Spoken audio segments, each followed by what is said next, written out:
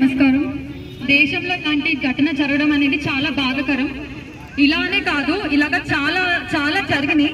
అప్పుడు ఒక strict law అనేది ఇంప్లిమెంట్ చేస్తుంటే ఒక డాక్టర్ కి ఇలా జరుగుండేది కాదు. డిఫరెంట్ వర్క్ ప్లేసెస్ లో కానీ లేకపోతే డిఫరెంట్ ప్లేసెస్ లో కానీ ఇలాంటి అసాల్ట్స్ అనేవి జరుగుతూనే ఉన్నాయి.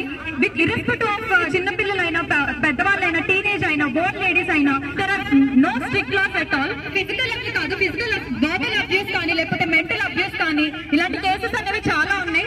అండ్ ఇప్పుడు వచ్చే కొత్త కేసులో ఒక డాక్టర్ కేసులో వచ్చే జస్టిస్ అనేది చాలా స్ట్రిక్ట్ గా ఉండాలని నేను కోరుకుంటున్నాను. అది లైవ్ లో చూపించాలి. ఇది కనుక చాలా స్ట్రిక్ట్ గా లేకపోతే ఇంకా ఇలాంటి దారుణాలు అనేవి జరుగుతూనే ఉంటాయి. ఇంకా మనం ఆపలేమన్నమాట. అది గవర్నమెంట్ అనేది చాలా స్ట్రిక్ట్ యాక్షన్ తీసుకోవాలి. ఇంకా ఫర్దర్ గా ఏ మూమెంట్ అవ్వకుండా ఒక పర్సన్ వచ్చి ఏమైనా చెప్పారు అంటే అది స్ట్రిక్ట్ గా వెళ్ళి యాక్షన్ తీసుకోవడం అనేది ఇంప్లిమెంట్ చేయాలి. ఒక కేసు జరిగిన 2 రోజులతో ఎప్పటికో అది చూసి దాన్ని డిలే చేసి కావాలని నిందితులను దాచేసి ఎవరో చేసి తప్పని వేరే వాళ్ళని వేసి ఎందుకు ఇలాగా రాజకీయాలు జరుగుతున్నారు నాకు అర్థం అవ్వట్లేదు. And at the same time ఇట్లా ఫర్దర్ గా జరిగే కేసెస్ అయినా సరే ఏదైతే పెండింగ్ కేసెస్ ఏవైతే ఉన్నాయో అవన్నీ కూడా స్ట్రిక్ట్ గా తీసుకొని ప్రతి ఒక్క కేసు కూడా ఒక ఫాస్ట్ ట్రాక్ జస్టిస్ అనేది రావాలని నేను కోరుకుంటున్నాను.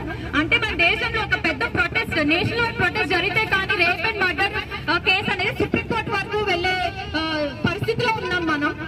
And at the same time ఇలాంటి క్రైమ్స్ అనేవి తగ్గించడానికి చేయగలిగే చర్యలు అనేవి ఇంప్లిమెంట్ చేయాలి ఖచ్చితంగా. అంటే ఎడ్యుకేషన్ సిస్టమ్ అయినా కానీ అండ్ లోకల్ లో లైక్ సైకలాజికల్ అవేర్నెస్ క్యాంప్స్ కానీ ఇలాంటివన్నీ గవర్నమెంట్ కండక్ట్ చేయాలి. చాలా స్ట్రిక్ట్ గా ఉంటే తప్ప మన పాజిటివ్ నేషనలిజం అనేది మన ఫ్యూచర్ లో చూడము. Thank you.